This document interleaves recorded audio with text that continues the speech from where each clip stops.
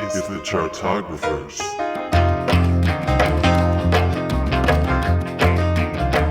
Hello, everybody, and welcome to the first Happy Hour Minisode of the third season of the Chartographers. Thank God. We're back. I don't know why I'm singing. But guys, listen, I'm not sure if you heard our a really incredible discussion that we had on Steely Dan, but it was a journey. We went there, and I fucking loved it. It was amazing arguments all the way across the board. And it was me, Evan Sadi, it was co-creator Taran O'Reilly, and it was our Chartographers All-Stars, JC Sciaccotta, and Ned O'Reilly, joining us in studio and being wonderful people that just brought it, the knowledge. Ned has literally brought vinyls, and we're going to get to them in a second, but we need to talk about the thing that we talk about at the start of every Happy Hour Minisode. Oh boy, guys. What's the worst Steely Dan song? Scoff? Scoff is the worst Steely Dan song? Something from the most recent. I almost want to do a we could talk about terrible songs on the most recent ones. Right. We'll talk about those first, and then we'll give a special shout out to the classic era worst songs. Almost Gothic is mine. I would say West of Hollywood off of Two Against Nature is for me. It's Negative Girl. I think I would agree with that. Oh my god, like, totally. Nothing happens. Totally. I would agree with that. Nothing happens. Well, now that that's out of the way, classic era Steely Dan, what would we say is their worst song? What is Your Rival? Show me your rival. Are you saying that one? No, I'm just. I was about to say. It's like these songs are their rivals. Yeah. I mean, mine is still Third World Man. I agree with Third World Man because, again, it just doesn't do anything for me. I kind of appreciate the fact that it's on there for the sake of diversity, but honestly, because I heard it on Decade by Steely Dan, their greatest hits compilation, but really East St. Louis Toodaloo, just, I know it's a cover, but I don't I hear that need argument. it. Fair. Is it the worst, though? No, it's you're right. It's inessential, but it's not the worst. Yeah, that's true. That's fair. It only works because he plays what was probably a horn solo on the original Duke Ellington version as, a squawk guitar. Mm-hmm. So that's kind of fun. Which album was this on? That's Pretzel Logic. Oh, yeah. Well, I also appreciate East St. Louis Toodaloo into Parker's band. I feel like that's a nice little duo. Except that ends the first side on the LP, doesn't it? On the vinyl, they were separate really? sides. Yeah. Of course. Well, I mean, it made you turn it over, I suppose, But, With a gun, probably, but I don't hate With a Gun. That's, fair, though. Yeah, I know. Wait. Haitian divorce. No, I'm not going to go there. It's not the worst. I just don't necessarily appreciate it. Wait, Ned, did you say yours? Yeah, I did. I suggested Third World Man. That's right. Yeah, that might be one to agree with there. Most importantly, though, because we can't talk about it anywhere else, but I want to talk about it here because it's the Happy Minisode where we just dump whatever the fuck we want. Can we talk about how much I fucking love FM? That is honestly one of their best standalone pop songs that they ever did. Well, the fun thing was what happened was while we were waiting for Gaucho, they showed up on the FM soundtrack, which was a movie. Irving Azov is the guy. Okay? He was a manager of lots of different bands, and he landed the contract saying, "Get us artists for the soundtrack of this record," and he knew exactly who to get. So there's a lot of really credible artists, not obscure people. It's very well-known people, and they specifically charged Steely Dan with writing a title song. So they've got their background as on-demand songwriters from their songwriting days, and so they were able to do it. And it's still got that sly, this humor. Yeah. And that was them at the peak of their powers, too. So. It was musically the peak of their powers. And the thing about FM in the 70s, I don't know if people think of it this way, pop radio was AM radio. The AM dial had all the countdowns, top 40 and stuff, and that's where you heard nothing but singles. Yeah, and you heard the same songs every hour and all that kind of stuff. FM was a totally different thing. And it was, you can get into technically the difference, that it's a better sound and all that. And so album-oriented rock was played on FM. And so Steely Dan actually got a ton of play on FM. They really got a ton. And this is why when I asked my brother Bino, what do you want heard? What's the thing the most important to say about Steely Dan? He said, well, they were the greatest assemblage of studio musicians anywhere. And they had a lot of connections with the Doobie Brothers. And, and he also pointed out, now I've lost it. I've done this again. I was talking about FM, right? Yeah. It was the FM thing. Yeah. The Cuervo goal. Yeah, the Cuervo goal. But those are the things he said about him, and they popped up everywhere, and so they were on the FM soundtrack. And they also had another single that was only on a greatest hits album that also came out during that time. Which was Here at the Western Here World. at the Western World, which is an adequate song. yeah. Yeah. And then there's the debut single, which I think was pulled, which is Dallas. Oh yeah, they've disavowed that. Oh yeah. Yeah. Which one? Dallas.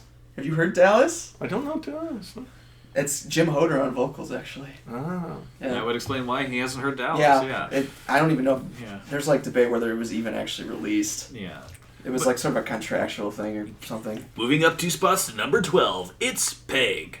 And Yeah. let me just say though, like Peg got to 11. and I love FM, and that's the whole reason I bought Decade of Steely Dan, just so I could have FM, like an actual copy of it though. Yeah. But also the solo careers of our dear men, Donald Fagen and Walter Becker. It's a kind of a mixed bag there. Yes, it is, my friend. Because like the Nightfly is a great record. It's a great record. Yeah. As I can't, was it you that pointed it out that he just said you said there wasn't the same bite as with Steely Dan? Yeah. Now, yeah, it was just a little bit too smooth, but like it's still enjoyable. Thoroughly. Yeah, no, Nightfly is great. I mean, I would put Ned's Nightfly got up the with, vinyl. Hold I on, would he's put pulling it Nightfly out. up with actually a lot of Steely Dan records in terms of quality. I mean, it's a little bit more of a straightforward, sentimental affair because once again, it's just Donald Fagen. There's no Walter. And it's Becker. like a concept album about like Here's Donald Fagen's note on the lyric sheet for that record. The songs of this album represent certain fantasies that might have been entertained by a young man growing up in the remote suburbs of a northeastern city during the late 50s and early 60s, i.e., one of my general height, weight, and build. So clearly, that's why it doesn't have bite. He's clearly declaring it's a more romantic record. Right. Yeah. Yeah. Autobiographical. Which is fair. Which is absolutely fair. Still better than whatever the fuck Walter Becker put out for solo albums. 12 tracks of whack, circus money, fuck off. Like, legit. They're not good records. They are not good records. Like these terrible 11 tracks of whack has yeah. like him like almost like bopping. doing hip hop slang. Yeah. He's talking about like Here's what I want to talk about. You guys in the main broadcast, you were praising Ricky Lose That Number a lot, and I like the song. And what I really like about it is it's indicative of the time because it was 1974, and mellow songs ruled. I mean, that song wouldn't get airplay on rock radio in certain eras since, but at that time, that was exactly what they played. And I believe by Billboard standards, it hit number 4, which is why you can say it was their biggest hit. But Do It Again hit number 6.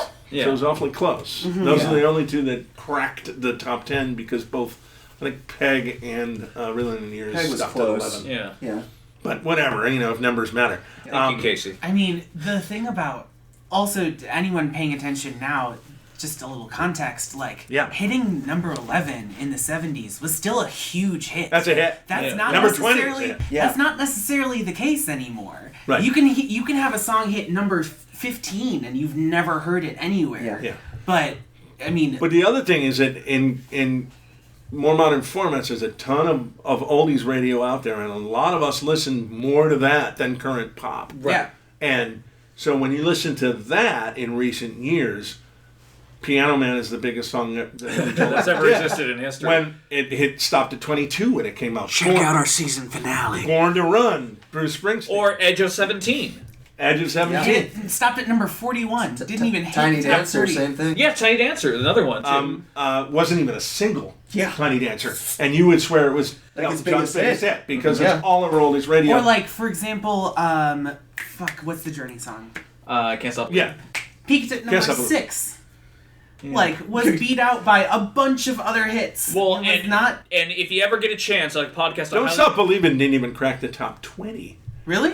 but it is the number 2 most downloaded song on iTunes in its history. If you ever get a chance, there's this amazing Hashtag white people. this amazing episode of the Slate podcast Hit Parade, hosted by Chris Malamphy, where he talks about, he goes into like the war against the single that the record industries did out in the 70s and how chart formats changed for a while, which is why Don't Speak by No Doubt, because it was never a physical single you could buy, it was only on radio, never even charted on the Billboard charts, even though it was like the most dominant song for like a fucking year and like years afterwards. 2 things. One of the reasons I brought it up is that Reelin in the Years, I would say by all these radio standards, is their number 1 song. Totally. Yeah. Ever. So when that was close out the concert, concerts, you hear a Steely Dan song on an oldies format, that's the one you hear. Yeah. And I don't begrudge that at all. Yeah. But then another one they pointed out too was that they finally allowed airplay onto the charts during the late 90s, because during the time there was a fucking song by the Goo Goo Dolls called Iris off of the City of Angels soundtrack, and I remember that thing being fucking everywhere. You couldn't go into a shopping mall anywhere and It's not like a hear number it. 1 song. But they changed the rules like 18 weeks into its run, so it debuted, quote unquote, at number 9. So it was a number 1 hit that never was, essentially. Like bullshit like that. Speaking of, there was an interview it was even worse before that. Oh yeah, but there was this interview I saw where it was an NPR thing in 2005 when they were like kind of talking about Everything Must Go, or 2003, Everything Must Go, and they mentioned how like, well, we are pretty much universally acknowledged as the number 1 band to play at supermarkets. Which was, I mean, and Donald Fagen was like, well, I'm like glad you can at least, appreciate yourself. And it's true, the outlets have changed, and the big change really happened, I think, in the early 90s, and it was then that people turned around and said, oh, country music and metal music outsells everything else. Yeah. And suddenly Guns N' Roses and Garth Brooks were your number 2 artists in the country, when a year before they were not even acknowledged by pop radio, thinkers. right? Yeah. Well, Garth Brooks, he revolutionized and brought country into the mainstream as a pop force more than anything else. That's another podcast, Let's though. talk about like. Let's get back to the Dan. Yeah, let's talk about the Dan, baby, the Dan. What you said about how they're the number 1 played songs, at supermarkets, like that Yeah. quote, like. When you think about it, that's pretty fucking crazy. Because Steely Dan is an incredibly subversive band. Oh, yes. What they sing about. Absolutely. Like, I mean, you were talking about Everyone's Gone to the Movies. Yeah. Like, I personally think that song's hilarious. Not because, pedophiles are fucking hilarious, but just because... The Chartographers, Season 3, baby. It The goes... Cojones, they had to write that. Exactly! Yeah. Just because Not it's just so, to like, write it. shocking, and it's so... To put it out on a record. Yeah. Yeah. It's like, are you which is fucking great. kidding me? Like, this is... Like, and I, it's... Well, that's what I mean about the puzzle, too. You had to stop and try to figure some of that shit out. What is this really about? What are they singing about? Did this stuff happen, or is this a drug trip? We watched their VH1 Storytellers, by the way. Yeah. It was fucking weird, man. Like, they just didn't give a shit about the format, like, They were at bad. all. They were real bad at telling stories. Yeah, for one. Their banter was Not some good. of the worst I've seen. Yeah, we watched. You sent us tapes of one. We watched one. Who's the guy that sings like? Tom Waits. We saw. That was amusing. It was Here's the thing. I guess I want to point out, because I don't always acknowledge this, but I think Fagen and Becker would say, well, they would have said, a year ago when Walter was still alive, but I think Fagen would still say Yeah, rest in peace. that Steely Dan was not just Walter and Donald, but it was also Gary Katz, Their who producer. produced everything through Gaucho, and their engineer, I think on all of them, was Roger Nichols. And these are 2 names that I only know from Steely Dan. Gary Katz didn't produce a lot of other people, and you can look at the LPs if you want to verify any of this, but I think Gotta find that's a lot of why we don't get an immediacy when they come back in 2000. Yeah, they're even pictured on the back of Katie Live. And what rock band has their friggin' producer and their engineer? Right. Studio Hound. This Denny Diaz photo. That's Denny. Yeah, that's a great picture of Denny Diaz. Yeah, he's wearing a sombrero. But the point is that those 2 guys were really largely responsible for shaping their sound, and they're not there when they come back in 2000. It's produced by Becker and Fagen themselves, right? And one of the things we didn't talk about in the main cast is that I think one of the reasons that 2 Against Nature feels limp is Fagen's vocals, as adequate as they were at that point and not sensational anyway, are buried too. Yeah. They're buried. He does not morph the cat on. And that's because he doesn't really, I think deep down he's not really crazy about his own voice. His voice, I mean, his voice he I think it's started great, but getting you a know. lot more, let's say, swoopy. Yeah. As the 70s went on, he used a lot more like affectations. It wasn't so straightforward because I think he was maybe starting to get a little more confidence in his success and wanted to do some creative things. I think Sure. He became more influenced by vocal jazz, I think. Sure. That's But then, while he did put out his solo records, for the most part, especially since, he doesn't love touring, he didn't use his voice for 20 years. Yeah, So that's a good you point. get to Two Against Nature, and it just sounds like shit. I'll just go out and say it. Like, it sounds full on, like, just textbook bad vocals. It's a little pinched. And it's really pinched. Or like a guy vocal on a demo. Exactly, and it doesn't even necessarily sound like the same person. And I think that's maybe part of what's lacking so much on these. And maybe even if we'd had a handful of albums throughout those 20 years, the transition wouldn't have been so jarring. But So then there's the other question. Go ahead. I was just going to say, from what I understand, Gary Katz, I think Roger Nichols is on the record as saying Gary Katz was the one who was most responsible for getting the best vocal takes out of Donald Fagen. Yeah. So that... I would totally believe that. I think another good question, too, is also, and I have no idea any basis of this, Ned, did you ever see them live? I did not. Okay. Because they didn't tour. Yeah. My brother saw them as an opening act for somebody. It wasn't Jay and the Americans, though I almost feel like it was. What, like original era? Yeah, like in 1971 or 2. Are you fucking kidding me? He saw that lineup. That would have been unbelievable. This would be Chris. My older brother Chris saw them. He saw a bunch of like concerts on college camps. He went to Loyola, so Yeah. And I mean that's still true on a certain level, but certainly in that era, bands went to colleges because that's where all the kids were. Yeah. That's where all their record buyers were. They were on college campuses. That's where all the long hairs were, and they would buy this stuff, and you'd go and play, and Steely Dan could be on a bill with, The Fifth Dimension and Otis Redding and Jay and the Americans and Peter, Paul and Mary or something. They just slam people together. And, Right. And so you'd sometimes be really surprised that an act you hadn't even heard of and you run out and buy the record. So. Can we talk about the original band Sure. for a second? So like the original band? The original band. I mean, maybe we should explain it for people who don't really understand that Steely Dan was a real band, and then they were kind of just two guys with a bunch of studio musicians. I think most people might know that, but they might not. Yeah. The original lineup was David Palmer. The standard, very generic blue-eyed soul vocalist. Yeah, just lead singer. Yeah. He has terrible teeth.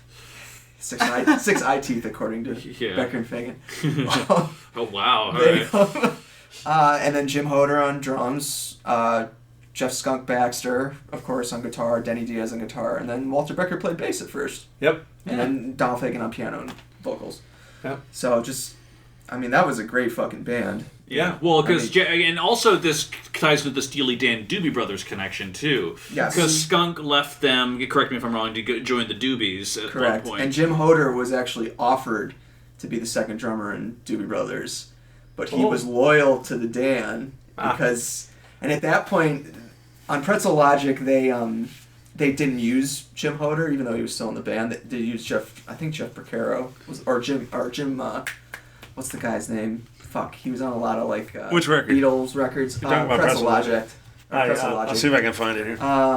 Live research in action. Yeah, there's only like 50 million session musicians listed on Jim there. Gordon. Jim Gordon, would there be we the go. drummer they would have used. Yeah. Who played with many people. But they kind of Plastic screwed him over a little bit, and they didn't tell him, hey, you're not going to be in the band anymore. So he lost out on that. He lost out on it. They talked about during the Classic Albums documentary about Asia. They talked about how like some of the session musicians would get a little bit miffed because they would be in there with these other great session musicians one day recording what they thought was a full band of session musicians. Yeah, and then they find out the next day they didn't like replace the drummer. They replaced the whole band to get like a whole different set of studio musicians. An entirely different set of musicians, and just to see if that recording of it would be. Well, one of their favorite go-to guys, and he's even on the Nightfly. He's on a bunch of their records. Is Rick Derringer. Yes. Rick Derringer had one pop hit, "Rock and Roll Hoochie Coo," which is a great song. But he was a noise guitar guy, and so it was very interesting if you knew the band at the time. really? They like Rick Derringer? Interesting. But they were buddies. But Derringer played on one of the songs on Asia, I want to say. He played the slide guitar in Showbiz Kids. Right. Yes. And they kept that. But on one of the songs on Asia, they kept him like all night doing it over and over and over again, this solo. And then when the record came out, they used someone else's solo, and he's on there on the rhythm part. And that's it. Well, even like the bassist was talking about how when he was recording Peg, how like he like wanted to do like an actual like pop out the notes during the chorus. Oh, the slap bass. Yeah, the slap bass. They didn't want slap bass because slap bass was so popular at the time. It was everywhere post-funk. Sure. And so he adjusted his music stand and turned away from them a little So bit. he still played so slap they bass? couldn't see that he was playing slap bass because he knew that that's actually the sound they were looking for, and then they kept it. Yeah. Was that That's Chuck great. Rainey or- Yeah, Yeah. I think so. But then who was the drummer during that session too? Who did that shuffle? Okay, so Asia has 7 songs Marotta? on it. Was it Rick Asia Marotta? has 7 songs on it, and there are 6 different drummers. Of course. Black Cow, Paul Humphrey. Asia, Steve Gadd. Deacon Blues, Bernard Purdy. Purdy. Peg, Oh, Bernard Purdy. Yeah. Peg, Rick Purdy, that's what I'm Marotta. thinking Home of, at yeah. Last, Bernard Purdy again. Yeah. I Got the News, Ed Green, and Josie Jim Keltner. That's They That's literally what I was used thinking of, yeah. 6 different drummers on 7 songs. It's very funny that you say that because I can totally hear the connection between Deacon Blues and Home at Last now. Now that I know that it's the same drummer with his very signature with that shuffle that he style, did. Purdy I'm shuffle. like, That oh, very totally. elaborate shuffle. Yeah. Because I also, I like don't a think fake shuffle, We didn't really. Yeah. talk. Well, it's because they didn't want to shuffle. Yeah. But So he did his own so thing. he like modified his shuffle, so it was Got it. Which song it are was we on the now? sound they were looking for, but not Not a actually shuffle. shuffle. Yeah. Asia. So I just double check.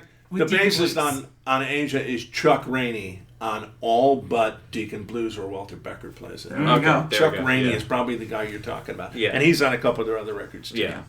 So can we also? I want to talk about legal things for a little bit because nothing thrills our listeners more than legal talk. Legal shit. What the divorce? What the Nation yeah? divorce? What the fuck happened with Gaucho? What was going on with Gaucho that made them break Okay. up? They were talking about So besides cocaine that women. they're all drug addicts. Yeah, I mean, well, Yeah. also into that too. I thought there was a thing. Well, okay, so basically ABC Records got bought up by MCA Records. Yes. And so I think, Ned, you were saying this, that originally it was going to be released in like 78 or 79. Like Well, it going on could've- that album could've of year been. cycle, Could've been. right? Yeah. But it actually just got delayed from being released because there was like all this legal crap going on Mumbo jumbo. where, you know, they wanted to be on Warner Brothers Records, I think. Right, they actually signed a deal with Warner Brothers, but they Yes. still owed one more. I One think, more to them. record to ABC, Which and they got happened. bought up by MCA, but they was like, fuck MCA, we don't want to play, we don't want to give those guys anything, but That's who wound up that's what releasing happened. Gaucho. Yeah. And then there's also, well, the song Gaucho.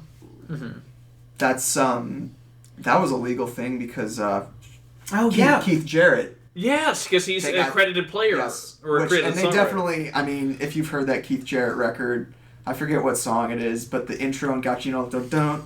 Like Yeah. the piano part, Yeah. I mean that's straight ripped off from that song. Oh, okay. Right. But Well, the rest of the which- song is not. Which they later admitted. They were Yeah. like, we love that song and we're inspired by it. So Yeah. here's some Here's the co-songwriting. song. They're not the Yeah. first band to do that. Yeah.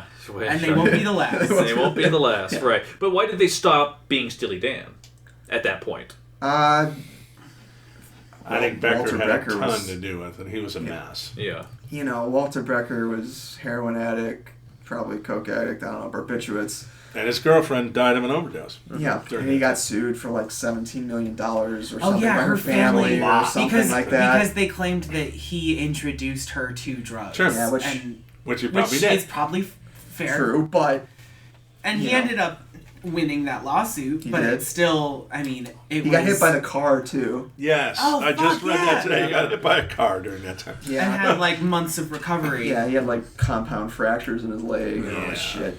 But he was, you know, a mess, and It was a mess. that's kind of why, you know, I Because, think you know, Gaucho's the night- about to a The degree. Nightfly was released in '82. That's Yeah. only 2 years after Gaucho was released. So, It's- you know, Fagan was still going. Right, exactly. And that probably would have been a Steely Dan record had Becker been available. Right, but then at Becker, all. didn't he produce Kamikad or whatever the fuck that name was? Oh, yeah. Yeah. Yeah, he produced. It was like weird. forgot Like in the about that. '90s, they like made solo records, and like Yeah. one of them produced The the others. other solo records For whatever reason. It's just yeah. like So I weird. need to ask a personal question now, though. Ned, where were you when you found out that Walter Becker passed away?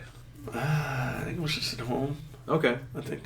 I think nothing too crazy. It wasn't too earth-shattering. Yeah, because I remember it mattered to me a lot. Oh yeah. I mean, yeah. It didn't matter more than Maurice White, Earth, Wind and Fire, for example. I was pretty upset by that. Mm-hmm. I was not. I mean, I was upset by Prince dying not because of his music, because I'm not a huge fan, but because it's fucking stupid that he died. Yes. Fully agreed.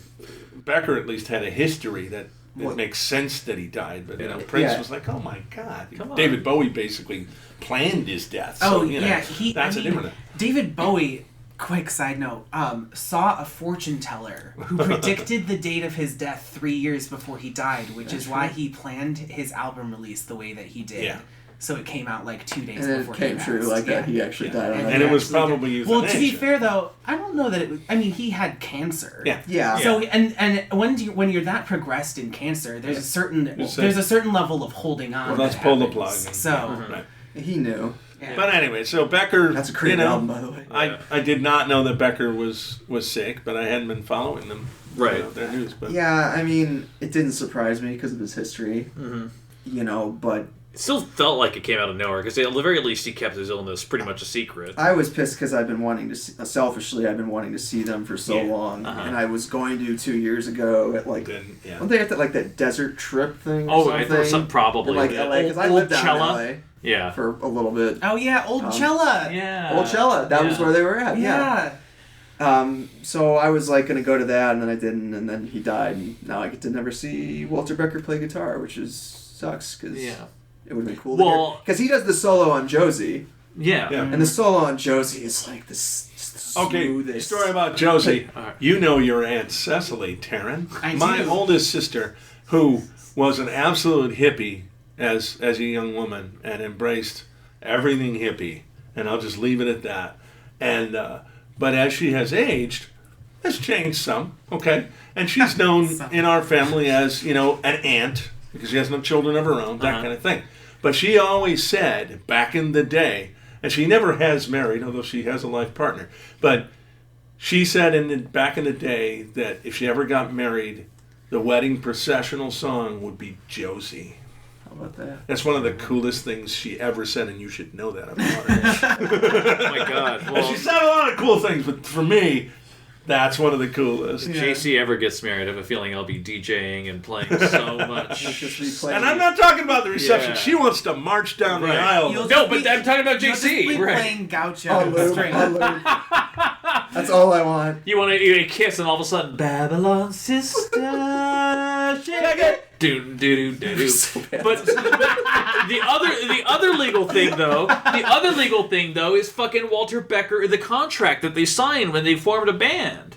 There's this contract that they signed where, if one of us passes away, the other one will carry on in the spirit and as Steely Dan, which is fine. Which is such a total jerk-off thing you do. But we'll also have full rights to all of the songs and music. Yes, which apparently Walter Becker's estate is I don't think so. honey, no. Right, so Fagan had to sue his estate in order to continue with Steely Dan, which is just stupid. Yeah, so it's its own thing. So good times. Go figure. Any other thoughts, stories, ideas we want to share? Okay, well, let's talk just a little bit more about that Doobie Brothers connection. Yes, we touched on it a little bit, and we mentioned Michael McDonald, but Michael McDonald, of course, was also hired away from Steely Dan to and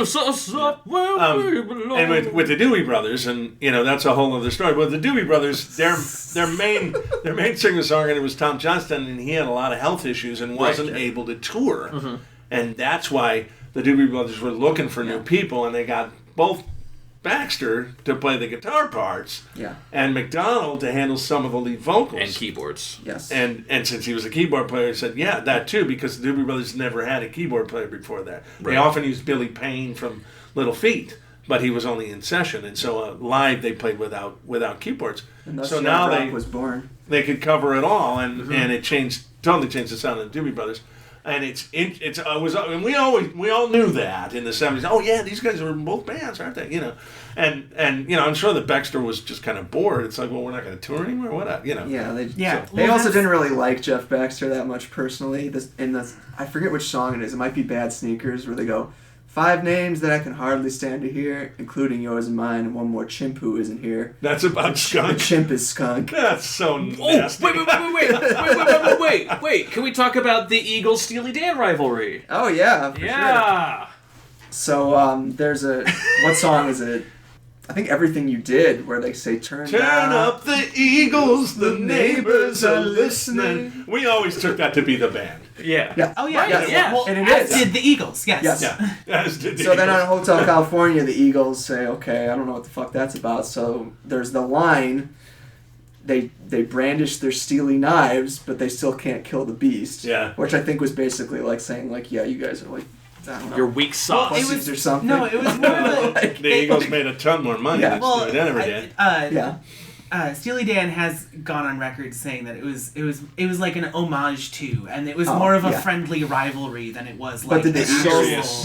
Eagles know that, or? But it's interesting. Did anyone tell Don Henley? I don't think they did. The difference, though, is that people who like Steely Dan really like Steely Dan, and people who don't like Steely Dan just don't even know who they are, pretty much. You know. Yeah, that's fair. In That's that way, actually fair. they're like a high-profile cult band. Yeah. The Eagles are just massively head over heels Yeah. popular and have sold shit tons of records Well, and, right. Yeah. and sold out many reunion tours and all of that. But people who don't like the Eagles hate them with a deep Yeah. loathing. I've seen The Big Lebowski. And Steely Dan seemed like the kind of guys that probably weren't into Oh, the that Eagles. makes sense to me. Like, They would hear that shit and be like, nah, no. So, yeah. All right, well, anything else to say? Oh, you? Hold on, I just had it. so you want to talk about Gaucho more?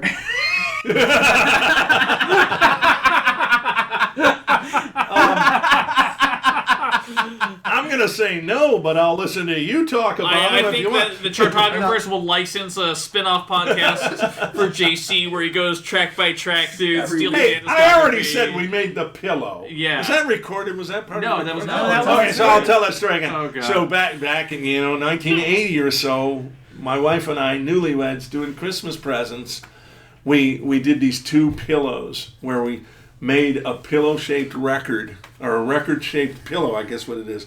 Yeah, that'd be right. Because it was puffy. You couldn't put it on It's a your chin. rectangle But it was the vinyl. right size. And so then the pillowcase was the album sleeve. And we did 2 of them. One of the ones we did was Gaucho. We just I hand drew the picture and the lettering, and we gave it, and we got the right color fabric for the album cover, and we gave it to my friend Dave as a Christmas present.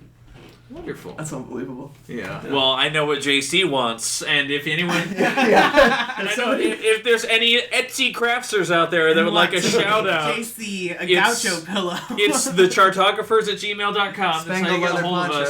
ponchos. Yeah, just let us know. Well, guys, listen. Thank you so much for being here. I think yeah. I think we've satisfied. I think we've done right by the Dan. I think. Oh, I remember what I was going to Oh, say. God. Yeah. Well, didn't 2 of their band members also go on to form Toto? Yeah. Yes, well, that would be that's good Jeff that you brought that Porcaro. up. Jeff Porcaro was an in-demand session musician. I believe he later had suffered a premature death of cancer in the 90s, but Jeff Porcaro was one of their favorite drummers, and he's on He does every song on Katie Lied, I think. Katy Line, and he's on other and songs, too. on Gaucho. I think he's on a lot of Gaucho. He plays. He actually does the drums on Gaucho, and a weird factoid about that. We never talked about Wendell, the drum machine, by the way. No, we didn't. But anyways, we don't need to. Yeah. Okay. Well, we could. We can. Basically, Take a minute. Wendell, the drum machine, was a drum machine designed by Roger Nichols, Yeah. invented specifically for Gaucho. So that's why it's very kind of like mechanical. But anyways, one of the only live takes on that album is Jeff Porcaro's drumming on the song Gaucho. Okay. And I guess it wasn't just one take. It's like a combination of like 50 takes. Yeah. Where they What? literally edited together like A individual drum. hits. That's stupid. It's Well, nuts. That's Yeah. yes.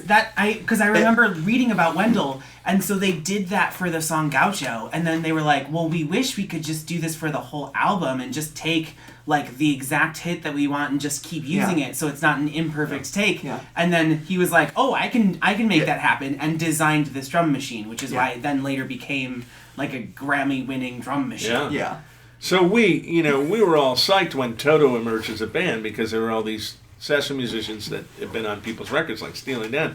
And we were just kind of amazed at how bland they were. Yeah. I mean, I liked the first record, but I was 19 at the time, and I didn't listen to it. It's nothing much. compared to Toto 4, let's be real. Well, part of it is, even if the drummer's really good, you still got to have a songwriter. Right, yeah. But there were 3 Porcaro brothers in Toto. And the other guy that had played with Steely Dan as keyboardist, David Page, was also one of the singers and keyboard players in Toto. Nice. One of my favorite things ever, and it's not available anymore because of conglomerate whatever things, but the Onion AV Club for a while, they did this undercover thing where they had a list of like 20 songs, and that's gone bands now? would come on. I can't find the video for it anymore. They would have bands come on and choose from the list, and like the later band would come in, the fewer songs they'd have to choose from to cover. It's all gone? Yeah, That's so I can't sad. find because I was looking all week because I remember there's this one indie rock group called Hospitality. Maybe it's just hiding on the internet. I know, but they did this bitchin' fucking rock cover of Ricky Don't Lose My Number, like sped up guitars, tempos like cranked up like twice as fast, and it's like not like crazy female vocals, but it's just like, damn, it was like solid. It was so good. We did mention Rick Derringer. He's Ricky and Ricky Don't Lose That Number. Oh, really? Yeah. Even though they changed the spelling. Yeah, maybe. So it looks like an Indian name, but they wrote it for him. Well, these are. I hope you all are writing down these notes for our quiz that we'll be posting on our Facebook page later of factoids. It's not going to happen. Don't even think that's real. But I do want to say, at the very least, though, thank you guys both for being here. Truly, I feel like again we've done right by the Dan. They know what piece. We're pouring one out for Walter Becker right now. We're pouring a little vial of cocaine onto the floor. Pina colada. Pina coladas. There we go. Fantastic. Yeah. Pina coladas work. Yeah, exactly. Fantastic. All right. Well, in that case, guys, do us a favor. Please go on Facebook and leave your rankings and your other thoughts about the Dan. We'd appreciate it. Also, we'd appreciate if you threw a review of us on iTunes so other people could see it, and also SoundCloud, all the other places that we're on. In the meantime, thank you for listening to Key Season 3. Keep on listening. You know that we'll be. Have a good one.